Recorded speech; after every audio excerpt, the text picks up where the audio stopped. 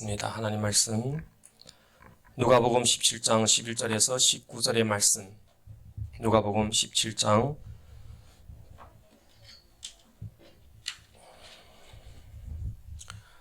제가 읽을 때 여러분들 속으로 따라 읽으면 좋겠습니다. 예수께서 예루살렘으로 가실 때 사마리아와 갈릴리 사이로 지나가시다가 한 마을에 들어가시니 나병 환자 10명이 예수를 만나 멀리 서서 소리를 높여 이르되 예수 선생님이여 우리를 불쌍히 여기소서 하거늘 보시고 이르시되 가서 제사장에게 너희 몸을 보이라 하셨더니 그들이 가다가 깨끗함을 받은지라. 그 중에 한 사람이 자기가 낳은 것을 보고 큰 소리로 하나님께 영광을 돌리며 돌아와 예수의 발 아래에 엎드려 감사하니 그는 사마리아 사람이라. 예수께서 대답하여 이르시되 10사람이 다 깨끗함을 받지 아니하였느냐? 그 9은 어디 있느냐? 이 이방인 외에는 하나님께 영광을 돌리러 돌아온 자가 없느냐 하시고 그에게 이르시되 일어나 가라. 내 믿음이 너를 구원하였느니라 하시니라. 아멘.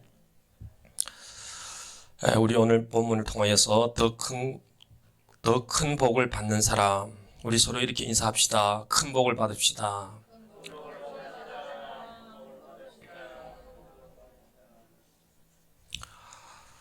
우리에게 좋은 습관은 계속 만들어 가야 됩니다. 습관이라는 것은 계속 하다 보면 습관이 됩니다. 행동을 하고 말을 하다 보면 습관이 됩니다. 나쁜 습관도 많겠지만은 좋은 습관을 많이 만들어 가면 나쁜 습관은 점점 사라지게 됩니다. 나쁜 습관이 차지할 공간이 점점 적어지게 됩니다. 제가 어떤 교회 갔더니 100일 감사 기도라는 것을 적으면서 그것으로 책에다가 다 기록해서 노트에 기록해서 이렇게 많은 사람들에게 보여주는 것을 봤습니다. 그것을 보면서 우리는 100일 감사가 아니죠.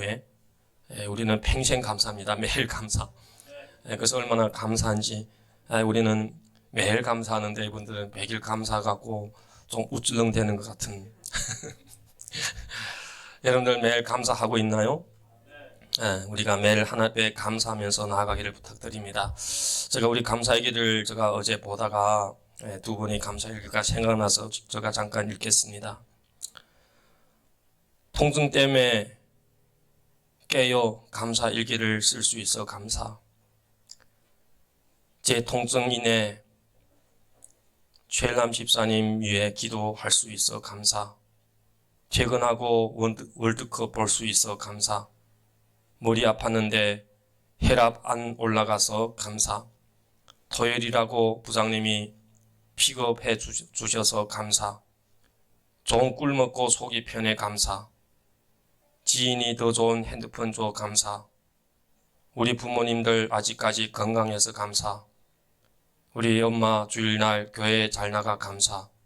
늦게나마 감사일기를 쓸 수 있어 감사. 10가지를 썼어요. 5가지 써랬는데 평상시 잘 안 쓰다가 갑자기 또 한 분 있습니다. 또 통증 때문에 잠을 잘 자지 못했지만 6인실 단독으로 사용할 수 있어 감사. 코로나 자가격리가 풀려서 감사. 불편한 몸이지만 혼자 머리 감고 화장실도 다녀올 수 있어 감사. 입맛이 없어 밥을 잘 안 먹었는데도 잘 안 먹었었는데 입맛이 돌아와서 감사. 본인도 힘들지만 애들 봐주는 엄마와 항상 옆에 있어주는 와이프가 있어 감사. 누군지 알겠죠? 우리들이 참 감사를 쓴다는 것이 믿음입니다. 감사의 척도가 믿음의 척도라고 얘기하고 있습니다. 행복해서 감사가 아니라 감사를 하면 더 행복해진다는 그것을 우리가 깨달아야 됩니다. 하나님은 지금도 감사하는 자에게 은혜를 주기를 원하십니다. 하나님은 지금도 감사하는 자에게 복을 주기를 원하십니다. 여러분들 감사하세요. 감사는 보통 위의 사람에게 하는 거예요. 우리를 도와줬고 우리에게 은혜를 베푼 분에게 하는데 그분은 우리보다 더 능력 있고 그분은 우리에게 더 많은 것을 줄 수 있는 그런 실력을 가진 분입니다. 지금 마지막 시대는 어떤 시대입니까?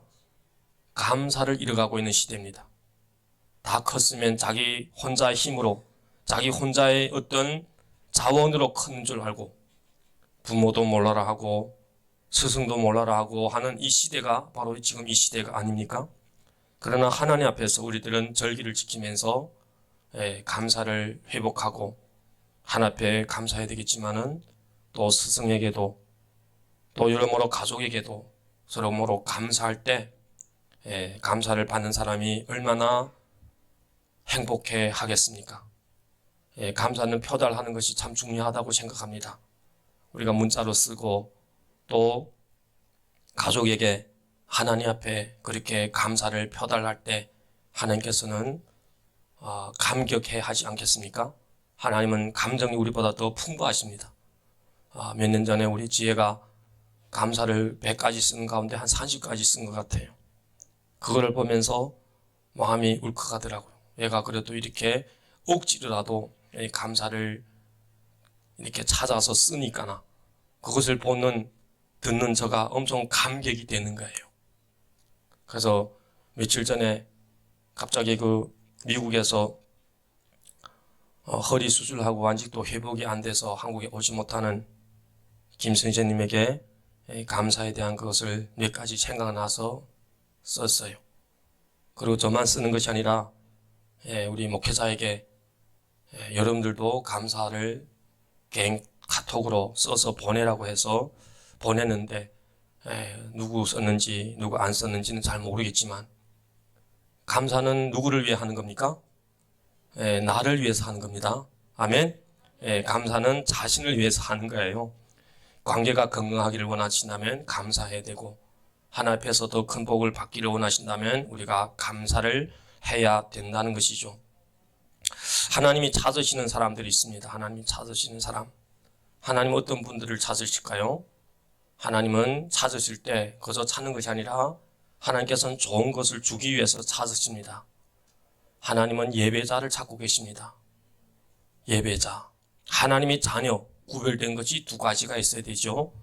하나는 나를 지키는 겁니다. 하나님이 주님이 나를 지키는 거고, 하나는 모든 물질이 다 내 것이 아니라 하나님에게 속한 물질이 있다는 것을, 이것은 하나님의 것이라는 것을 인정하면서 살아가는 겁니다.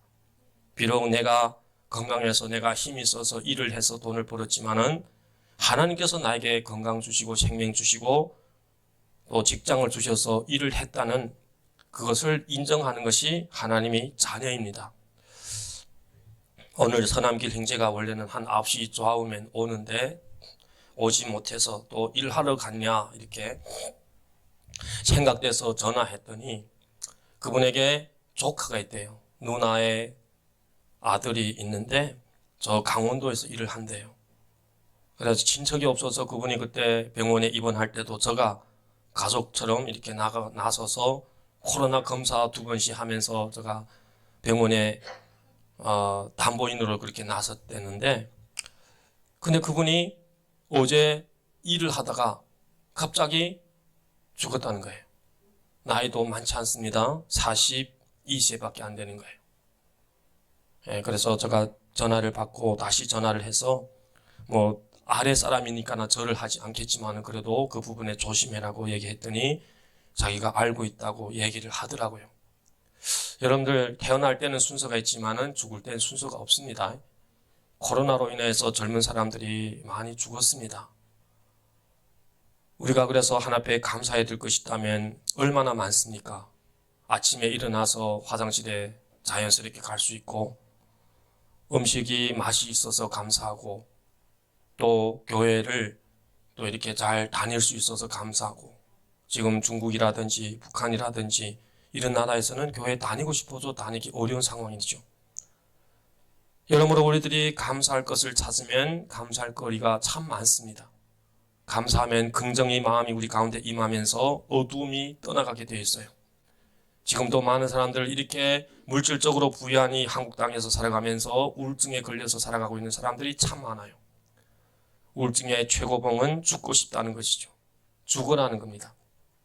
그래서 우리들은 감사를 많이 하시면 하나님께서 우리 심령 가운데 크신 은혜를 내려줄 줄 믿습니다. 오늘의 말씀 속에서 보면 예수님께서 사마리아와 갈릴리 사이로 지나가십니다. 근데 그 동네는 문둥병들이 사는 동네였다고 성경은 말씀합니다. 예수님을 알아본 그 사람 가운데 한 사람이 저 예수님이 지나가신다 이런 얘기를 하셨을 때 그때 10명의 문둥병자들이 합심하여서 예수 선생님이여 우리를 불쌍히 여기소서 하고 기도합니다. 여러분들 기도를 멋있게 하려고 하지 마세요. 우리가 아프고 고통스럽고 문제가 있는데 전능하시고 천지만물을 창조하시고 위대하시고 지금까지 역사의 주인 되신 하나님 하면서 할 필요가 없어요. 그 사람은 바쁘지 않다는 것이죠. 진짜 바쁘면 주여 나를 불쌍히 여겨주세요. 이게 가장 응답받기에 절박한 기도라고 저는 생각합니다. 그래서 이들이 예수 선생님이 우리를 불쌍히 여기소서라는 이런 기도를 합니다. 저와 여러분들 이 자리에 문둥병 걸려본 사람 없죠? 코로나로 인해서 격리를 한 적은 있지만은 문둥병에 걸린 사람은 없죠. 그런데 문둥병이 얼마나 안 좋은 병인지 이전에 그 율법에 보면 문둥병에 걸린 사람들은 사람들이 무리가 있는데 가지 못하고 먼 곳에서 사람들이 다가오면 부성하다 나는 안 좋은 병에 걸렸다고 이렇게 스스로 소리를 질러야 된다는 거예요. 소리를 지르고 그 사람이 우연히 모르고 무리 속에 들어가면 사람들이 그 사람이 문둥병자인 것을 발견했을 때는 돌로 쳐 죽여도 할 말이 없는 그런 상황에 처하는 자가 바로 문둥병 환자입니다. 문둥병 환자는 어떻게 보면 비참한 병입니다. 문둥병자는 자신은 영적으로 육적으로 극히 부정하다고 이렇게 간주하고 있다, 생각하고 있다는 것이죠. 그것은 문둥병자는 여러분들이 감이 안 올 수가 있는데 우리가 코가 멀쩡하고 귀가 멀쩡하게 붙어있죠. 문둥병에 걸리면 이 귀가 언제 떨어진지 모르고 코가 언제 떨어진지 몰라요. 손마디가 언제 떨어진지 모르고 사라지는 거예요. 통증이 없이 사라지는 거예요. 그런데 그곳에서는 곶물이 나고 피고름이 나고 이렇게 여러분들 한번 생각해 보세요. 이 코가 없는 사람 보면 어떨 것 같아요? 여기 구멍이 2개 뻥꾹 있어요. 그죠? 손가락이 빠지고 이런 사람들은 그래서 그때 당시 부정한 병이기 때문에 무리 가운데서 가정에서 살 수 없어서 격리시킬 수밖에 없습니다. 이런 격리는 보통 격리가 아니죠. 완전히 절벽 같은 낭떠러지 같은 그런 사람들이 살기 어려운 그런 곳에다가 이 사람들이 살도록 그렇게 내버려 둔다는 것입니다. 문둥병자는 죽은 사람으로 여겼습니다. 문둥병자 걸리면 저 사람은 죽었다고 생각하자. 지금은 암에 걸렸다고 해서 죽은 자라고 생각하지 않죠. 그러나 그때 당시 문둥병자 걸리면 죽은 사람으로 여겨야 할 정도로 그 사람들은 검은 옷을 입어야 했고 그는 죽은 자 중에 있는 자처럼 그렇게 스스로도 그렇게 인식할 수밖에 없습니다. 그리고 문둥병자는 격리된 삶을 산다는 것이죠. 우리가 중국에서 요즘에 봉쇄 사건 때문에 여러모로 막 폭동이 일어나는 모습을 보면서 사람들이 너무 이게 어제는 화가 난 거죠. 다른 나라는 다 이렇게 감기 취급하는데 왜 우리 중국만은 이렇게 우리를 이렇게 괴롭히냐 하면서 경찰차도 막 뒤집고 하는 것을 영상으로 볼 수가 있습니다. 격리라는 것이 진짜 쉽지 않아요. 그래서 감옥에서도 좀 이렇게 더 이렇게 싸움질하고 말 안 듣는 사람들은 격리시키잖아요. 감옥의 격리는 더 이렇게 고통스러운, 잘 눕지도 못할 그런 장소에 딱 들어가면 거기서 며칠 동안, 길게는 열흘 동안까지 이렇게 가둬두는 거예요. 사람을 만나지 못하고 활동하지 못한다는 것이 얼마나 큰 고통인지 우리는 잘 모르겠지만은 여러분들 좀 생각해 봐야 됩니다. 문둥병자는 부정할 뿐 아니라 어떤 인간적인 의술로도 고칠 수 없는 그런 병이고 문둥병자는 마음의 고통은 또 상처는 말할 수가 없는 것입니다. 다만 죽음을 기다려야 하는 그런 상황 속에서 비극 가운데 살아가고 있다는 것이죠. 어떻게 보면 우리도 하나님을 모를 때 영적으로 육적으로 아니고 영적으로 문둥병자 같은 그런 사람이 아니었습니까? 이전에는 어릴 때 그렇게 생각했습니다. 모태똥은 키가 커서 우리가 학교 가려면 그게 고을이 흐르는 강이 있는데 비만 오면 비가 물이 넘쳐서 무서워요. 그 물이. 그럴 때 그런 생각이 나더라. 모태똥은 키가 커서 한 발이면 건너가겠는데. 예, 그런 생각을 했어요.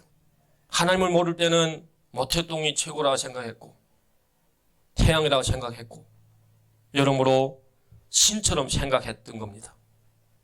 5살 땐가 엄마 등에 업혀서 그 모태똥이 돌아갔다고 이렇게 추도회를 하는데 저도 울더라고요.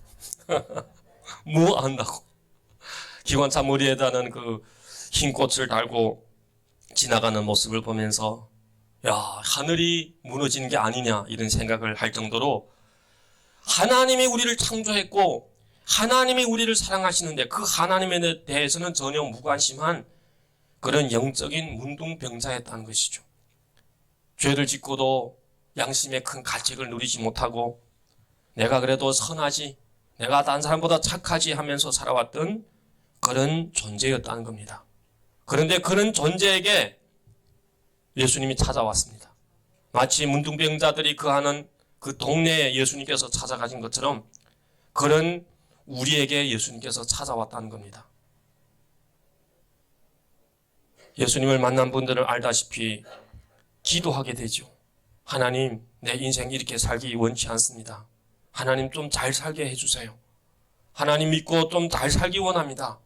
하나님이 살아계신다면 내가 하나님 안에서 더 복된 인생으로 살기 원합니다. 이런 마음으로 저도 예수님을 믿으면서 하나님의 은혜를 수없이 받아왔던 그런 경험이 있습니다.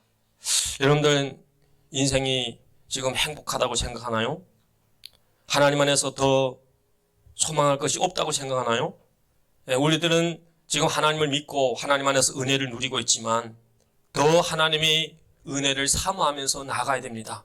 하나님, 내가 지금 이 모습 이대로 살다가 세상을 마칠 수가 없습니다. 내가 하나님 앞에서 더 하나님이 보시기에 아름다운 사람으로 세워지기 원합니다. 더 좋은 영향력을 끼치는 그런 사람으로 세워지기 원합니다 하는 그런 기도로 우리들은 하나님 앞에 나아가야 될 줄 믿습니다. 우리들은 여러모로 자신에 대해서 잘 모르기 때문에 절박하게 기도를 안 하는 거죠. 이 자리에 보면 병 없는 사람 하나도 없겠죠. 옷을 털면 먼지가 다 나는 것처럼 우리에게는 여러모로 크고 작은 병들이 있다는 것이죠. 그런 병으로 인하여서 그것이 치료가 안 되고 그것이 더 악화되면 누구나 다 이 세상을 떠나는 것이 인생의 원리가 아닙니까? 태어나서 성라오빙스, 사람이 태어나서 늙어서 병들어 죽는 것이 인생입니다. 이런 인생을 우리가 살면서 하나님께서 우리에게 기회를 주시는 거죠. 하나님을 믿고 은혜 가운데 살라고, 하나님을 의지하고 감사하면서 살라고. 오늘 본문의 말씀에 보면 예수님께서 그들에게 찾아가셨을 때 그들이 기도하면서 우리를 불쌍히 여기소서 했을 때 예수님은 그들에게 말씀을 합니다. 가서 제사장에게 너희 몸을 보이라 하셨더니 그들이 가다가 깨끗함을 받은지라. 율법에 보면 문둥병이 나사는지 안 나사는지 최종 결정은 제사장이 하는 겁니다. 그것이 구약의 율법에 하나님께서 말씀하신 거예요. 근데 구약의 율법에 하나님께서 그렇게 말씀해 놓고 예수님이 이 땅에 오셔갖고 그것을 부인하면 되겠어요? 그럼 이게 모순이 된다는 것이 모순이 된다는 것이죠. 어떤 사람이 창을 팔고 또 방패를 팔면서 이 창은 어떠한 단단한 것도 다 뚫고 나갈 수 있습니다. 그리고 이 방패는 어떠한 단단한 것도 뚫지 못합니다. 이게 모순되는 거 아닙니까? 하나님은 그런 모순되는 분이 아니라는 것이죠. 그래서 하나님께서는 제사장에게 가서 너희 몸을 보이라 하고 말씀합니다. 그래서 그들이 가다가 다 깨끗함을 받았다고 말씀합니다. 여러분들 하나님 앞에서 복을 받기를 원하신다면 우리들은 기도해야 됩니다. 기도해야 됩니다. 우리가 호흡하는 것처럼 호흡이 끊기면 인생이 끝난 것처럼 영적인 하나님이 자녀라 하면 반드시 기도가 있어야 됩니다. 하나님께서는 우리에게 기도를 통하여서 복을 주기를 원하신다는 것을 보게 됩니다. 그리고 기도했다면 어떻게 돼요? 음성을 들었으면 순종해야죠. 순종. 하나님 말씀을 들었으면 따라서 해야 됩니다. 따라서 할 때 역사가 일어납니다. 하나님 말씀을 들었는데 따라 하지 않고 자기 고집대로 살고 자기 멋대로 살고 자기 방법대로 살면 그 기도하는 게 별 의미가 없는 거죠. 시간만 투자한 거죠. 하나님을 무시하는 것으로 될 수가 있다는 것입니다.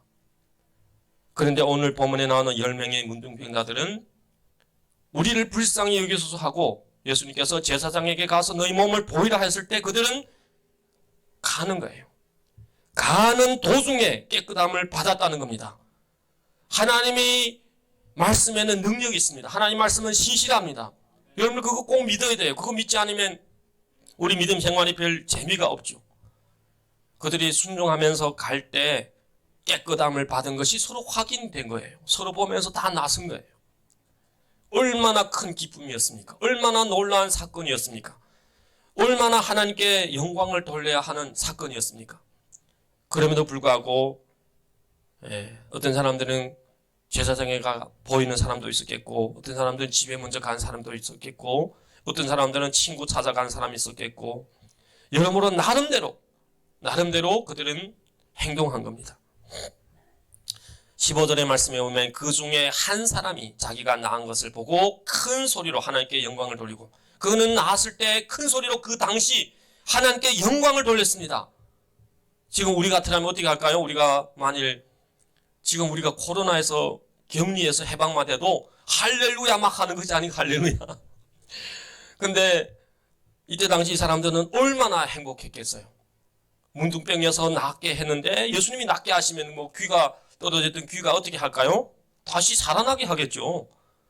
코가 다시 생기게 하겠죠. 예수님이 낫게 하시면. 저는 그렇게 하실 거라고 믿어요.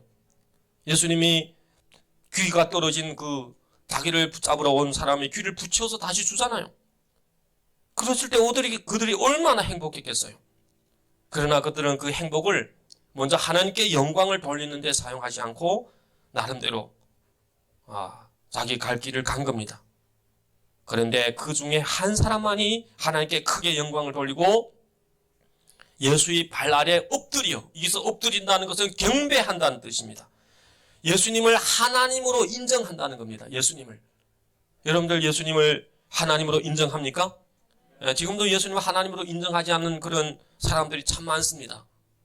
이슬람교에서는 예수님을 그저 선지자로 인정합니다. 하나님의 아들로 인정하지 않아요. 선지자.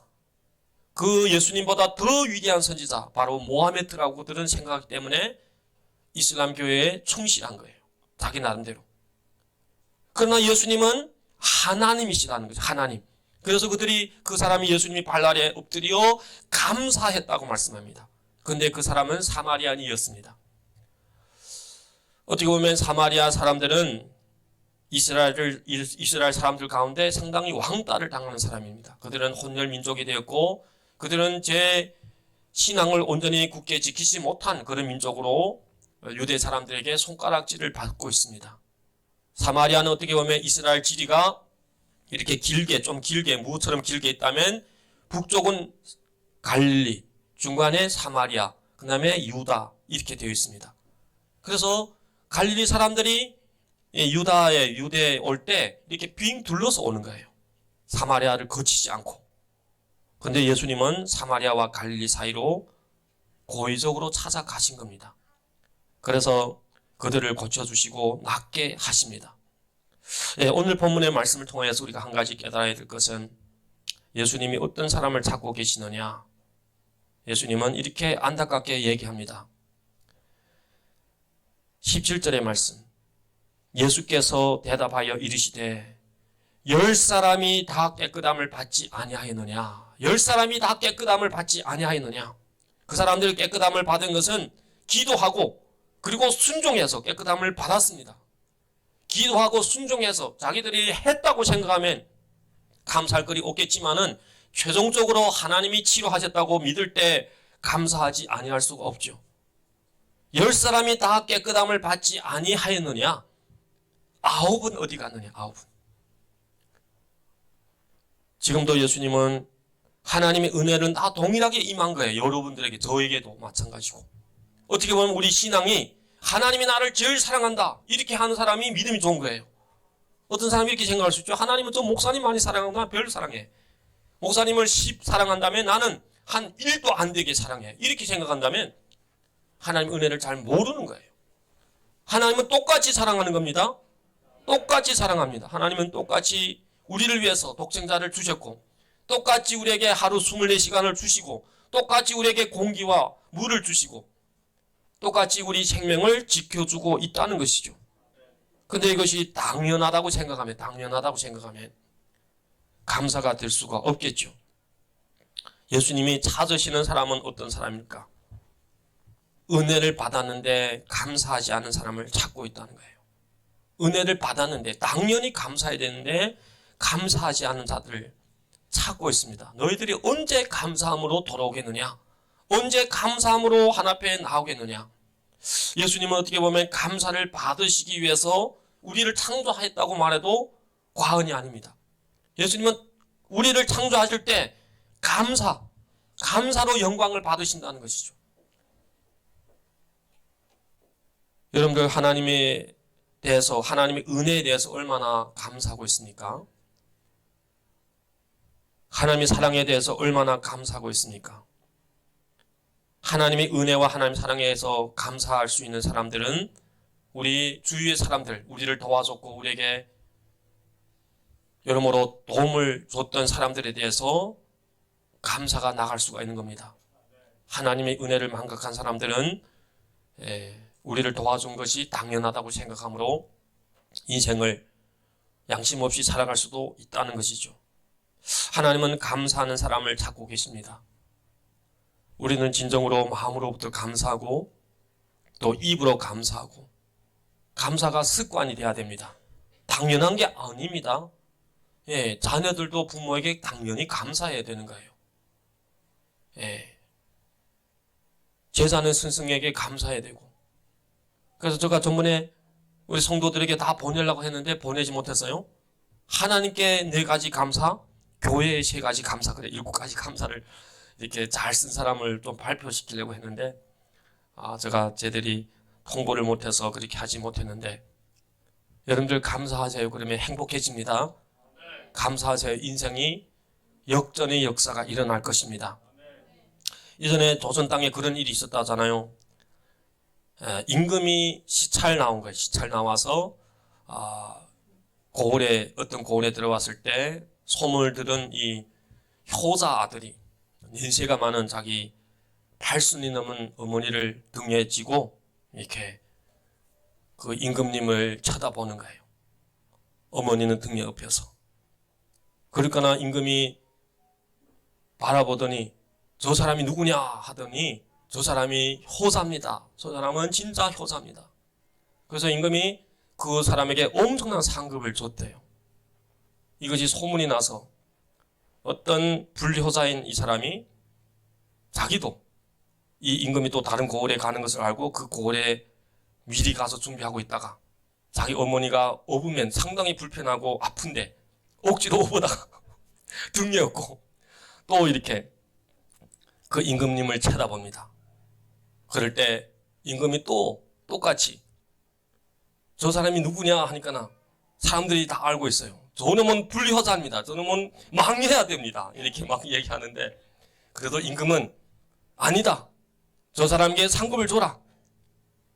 좋은 것은 따라만 해도 복을 받는다. 이렇게 얘기했다는 거예요. 여러분들, 어떤 사람들은 진짜 감사해서 감사한 사람이 있고, 어떤 사람은 뭐 감사한 것이 있냐? 내가 다 일해서, 내가 힘을 내서, 내가 아침에 일찍 일어나고 땀을 흘리고 수고해서 돈을 버는 건데 뭐 감사할 것이 있냐 이렇게 생각할 수도 있겠지만은, 억지라도 하세요. 하면 임금보다 더 위대하신 하나님께서 우리에게 크신 은혜를 줄 믿습니다. 제가 한국 와서 두 목사님 저 다 아는 분이지만 한 분은 후에 아신 분이고, 이전에 우리 교회 와서 루터란의 그 목사님이 한번 얘기하셨죠. 그 목사님에 대해서 제가 이런 얘기를 합니다. 제가 한국에서 두 천사를 만나는데 한 분은 우리 김 선생님이고 한 분은 우리 김영하 목사님입니다. 이런 얘기를 계속 합니다. 그 사람들 앞에서. 그랬더니 하나님께서 그들의 마음을 감동시키사 은혜를 주시더라고요. 여러모로. 나는 입술로만 얘기했는데 그들은 내가 다른 거는 제외하고 차를 살 때 여러분들은 땡푼도 저에게 안 줬잖아요. 10만 원도 안 줬지요. 예? 그분들은 100만 원씩 주더라고. 100만 원씩. 그래서 감사하는 것이 이렇게 복 받는 일이구나. 여러분들 감사 진정으로 하시기를 부탁드립니다. 예, 하나님은 감사한 자를 지금도 찾고 계십니다. 우리가 1년을 지나오면서 얼마나 하나님께 감사하고, 얼마나 가족에게 감사하고, 얼마나 남편에게, 아내에게 감사합니까? 고르다 쥐 골랐다 이런 생각하면 불행이 찾아옵니다. 주먹이 날아옵니다. 복싱하면 코가 까지든지 아니면 큰일이 발생하겠죠. 절대로 그런 생각하지 마시고, 그래서 어떤 분이 자기 남편이 그렇게 술 먹고 계속 집에 돌아오고 그래도 이분은 예수 믿는 분이라 목사님이 말씀을 듣고 은혜 받아서 하루는 토요일 날에 집에 가서 남편이 발을 붙잡고 막 감사하면서 울면서 기도했대요. 우리 남편이 이렇게 술 취했지만은 제 집은 잘 찾아와서 감사합니다. 살아줘서 감사합니다. 술을 먹지만 그래도 일 잘해서 감사합니다. 이렇게 했더니 남편이 깨나더만 나도 교회 나가겠노라고. 나도 예수님을 믿겠노라고. 근데 보통 우리는 그러잖아요. 또 술 먹어? 술 먹는 사람에게 그렇게 얘기하지 마세요. 그러면 집에서 모자란 밖에 또 먹어요. 제가 경험했기 때문에 잘 아는데, 우리들이 하나님 안에서 좀 지혜로워야 돼. 지혜로워요. 부모도 고치지 못한 남편을 막 고치려고 하면 자기만 스트레스 받고 자기만 병나는 거예요. 하나님 앞에 맡기시고 그 가운데서도 감사할 조건을 찾으면 감사할 조건들이 있다는 겁니다. 오늘의 말씀의 핵심은 이것이 아닙니다. 오늘의 말씀의 핵심은 18절 19절의 말씀. 이 이방인 위에 하나님께 영광을 돌리러 돌아온 자가 없느냐 하시고 그에게 이르시되 일어나 가라. 내 믿음이 너를 구원하였느니라. 아멘. 우리가 이 땅에 살아가면서 가장 하나님으로부터 받아야 될 그것이 있다면 무엇이냐? 병 낫는 거, 물질로 축복받는 거, 그것도 중요하겠지만 더 중요한 것은 우리 생명이 구원받는 겁니다. 우리 영혼이 구원받는 겁니다. 하나님이 사람을 지으실 때 흙으로 지으시고 그 코에다 생기를 불어넣었잖아요. 그리고 에덴 동산에서 영원히 살 수 있도록 그렇게 모든 환경을 만들었던 겁니다. 산악과도 있었겠지만은 생명나무 과실도 있었다는 것이죠. 그런데 그들이 범죄함으로 인하여서 생명나무 과실에 가까이 가지 못하도록 막아두신 겁니다. 그런데 이 땅에 생명나무가 이 땅에 오셨다는 겁니다. 그분이 바로 예수님입니다. 나를 먹는 자는 영원히 살리라. 나를 먹는 자는 영원히 살리라. 이것은 너희를 위한 내 살이라. 이것은 너희를 위한 내 피라. 이것을 마시는 자는, 이것을 먹는 자는 영원히 살리라고 예수님께서 말씀합니다. 그것은 예수님이 살을 먹고 예수님이 피를 마시라 것이 아니라 예수님이 말씀을 그대로 믿으면, 그 말씀을 받아들이면 산다는 말씀을 예수님께서 하시는 겁니다. 우리가 하나님 앞에서 가장 중요한 것이 뭐라고 생각하나요? 이제 한 5년이 지나고 한 10년이 지나면 여러분들 앉았던 자리가 비어질 수가 있습니다. 20년이 지나면 비어질 수가 있고 30년 지나면 또 비어질 수가 있습니다. 그러면 그것은 우리가 이 세상을 떠났다는 것이죠. 그렇다면 우리가 어디로 가야 됩니까? 어디로? 그런데 예수님을 믿는 것은 막무가내가 아니고 예수님을 이 땅에서 경험하잖아요. 보이지 않는 하나님을 우리가 어떻게 온전히 믿을 수가 있을까요? 보이지 않는 그 하나님에 대해서 우리들이 경험하다 보니까 믿음이 오는 거예요. 믿음이 오다 보니까 주님의 말씀이 다 진실이라는 것을 받아들이게 되는 거예요. 예를 든다면 우리가 이 세상에서 보험 들잖아요. 보험. 저도 보험 가입했는데 보험은 만일 경우 암이 왔을 때 좀 보상받기 위해서 하는 것이죠. 예? 어떤 사고 났을 때 보상받기 위해서. 근데 암이 100% 온다는 보장은 없죠. 예? 그래도 보험 드는 사람들은 그래도 보험 들고도 암이 안 걸렸으면 합니다. 어떤 사람이 보험 들고 내가 보험 들었는데 암 좀 왔으면 좋겠다. 그러면 돈 좀 찾고 보상받고 이런 사람이 있을까요? 예, 혹시나 그런 생각할 수가 있어요. 이게 병이 참 이상하다. 이게 몸이 불편한데 제가 보니까 그렇더라고요. 위장을 검사하면서 이게 또 암이 아닐까 이런 생각하면서 암이라도 감사하지 암이면 보상이나 좀 받지. 이런 생각이 오더라고 이런 생각이. 근데 봐요. 죽는다는 것은 진짜가 아닙니까? 이것은 누구도 피하지 못하는 거죠. 또 죽음 후에 심판이 있다는 것도 진짜입니다. 근데 이기에 대해서는, 이 부분에 대해서는 우리가 얼마나 투자하고 얼마나 영적인 보험에 가입하고 있습니까? 우리가 육신을 위해서 보험에 가입한다면 이건 보험이라면 이상하겠지만은 하나님 앞에 얼마나 믿음으로 반응하며 이 부분에 대해서 준비를 하고 있습니까? 진짜 준비하고 있어야 돼요. 우리가 항상 나는 영원히 한 100세까지 살 것이다. 영원히가 아니죠. 100세면 100세까지 살 것이라고 생각하면서 100세가 되면 딱 죽을 것이다 이렇게 생각하는 사람은 없을 겁니다. 그러나 많은 사람들이 나는 나의 인생은 길 것이다고만 생각하고 내일일 것이라고는 생각하지 않습니다. 근데 우리 인생의 마지막은 내일입니다. 내일에서 내일, 내일에서 내일, 언제인지 모르겠지만 그렇다면 우리가 이 부분에 있어서 예수님께서 말씀하신 내 믿음이 너를 구원하였느니라. 그 9명의 문둥병자들 다 구원받지 못했다고 말하기는 좀 아쉬울 겁니다. 그러나 예수님께서는 이 사람에 대해서는 너는 확실하게 구원받았다고 말씀하고 있다는 거예요. 너는 내 믿음으로 인하여서 너는 영혼도 구원받았다고 말씀하고 있다는 겁니다. 주님 앞에 이런 칭찬을, 이런 인정을 받는 저와 여러분들이 되기를 주 이름으로 부탁을 드립니다. 우리는 하나님 앞에서 하나님의 은혜 가운데 살아가는 존재라는 것을 우리는 인정해야 됩니다. 그리고 하나님은 우리에게 복을 주기를 원하십니다. 창세기 1장의 27절 28절에 보면 하나님이 우리를 창조할 때 하나님의 형상대로 우리를 창조하시고 그 다음에 복을 주어 정복하고 다스리고 충만하라고 이렇게 하셨잖아요. 민수기 4장 24절부터 27절에 보면 하나님은 우리에게 얼굴을 행하시고 평강 주시기를 원하고 하나님은 우리에게 은혜 주시기를 원하고 하나님께서는 우리에게 여러모로 복을 주시기를 원하신다는 겁니다. 그렇다면 우리가 하나님 앞에서 그 복을 받아야 되겠죠. 받기 위해서는 우리들은 오늘 본문에 이 사마리아 사람이 주님 앞에 가서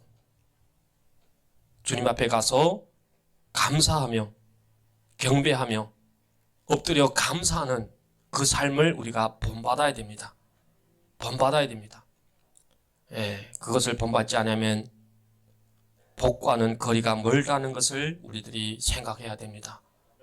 저는 감사하게도 하나님을 믿고 이제는 부모에 대해서 상당히 원망이 많았는데 부모에 대해서 감사하는 마음이 생기더라고요. 그런 마음이 생기니까 저에게 도와줬던 사람들은 제가 노트에 다 적고 있습니다. 천사라고 적고 있어요. 천사. 그래서 적어서 생각날 때마다 기도하는 거예요. 그런 마음을 가지니까 참 행복하더라고요. 여러분들 원수를 마음에 새기지 말고 여러분들에게 은혜를 주셨던 사람들을 마음에 새기세요. 그리고 그 사람들 생각하면서 어떻게 감사할까? 부모에게 어떻게 감사할까? 스승에게 어떻게 감사할까? 교회에 대해서 어떻게 감사할까? 이런 생각으로 이렇게 나아간다면 하나님께서 여러분들 삶 가운데 더 크신 은혜로 채워줄 줄 믿습니다. 우리 함께 이 시간 기도하면서 나아가는 시간을 갖겠습니다.